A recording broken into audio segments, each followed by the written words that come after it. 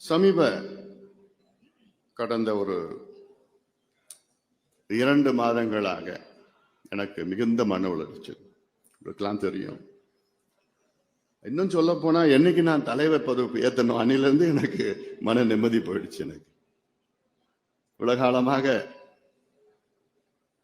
உங்களில் ஒருவனாக, உங்களில் அதாவது எப்படி சுதந்திரமாக நான் செயல்பட்டேன். நான் அந்த பொறுப்பு என்னைக்கு எடுத்தனோ அன்னையிலிருந்து எனக்கு மிகுந்த மன உளைச்சல். கிட்டத்தட்ட ஒரு 3 ஆண்டு காலமாக அதையெல்லாம் கடந்துதான் நான் வந்திருக்கின்றேன். ஆனாலும் ஒவ்வொரு முறை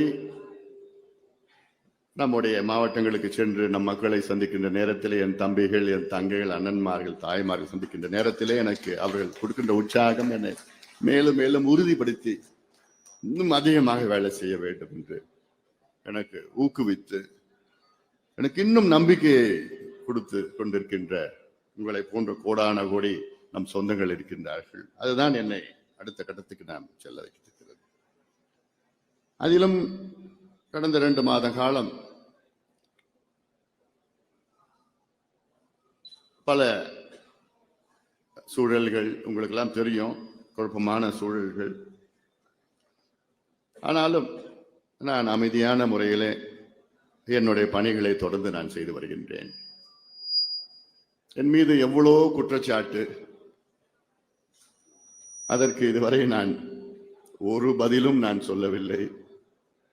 மௌனமாகத்தான் இருந்து வருகின்றேன். காரணம், நம் கட்சி, நம் சமுதாயத்தை கருதி நான் அமைதியாக இருக்கின்றேன், மௌனமாக இருக்கின்றேன். அதுதான் எனக்கு முக்கியம். கட்சி, சமுதாயம் தான் எனக்கு முக்கியம். அந்த வகையில்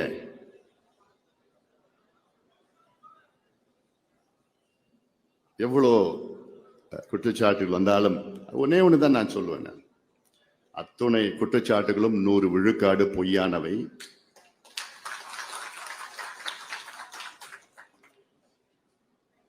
அது மட்டும்தான் இன்று உங்களுக்கு சொல்ல முடியும். அது உங்களுக்கும் தெரியும். அது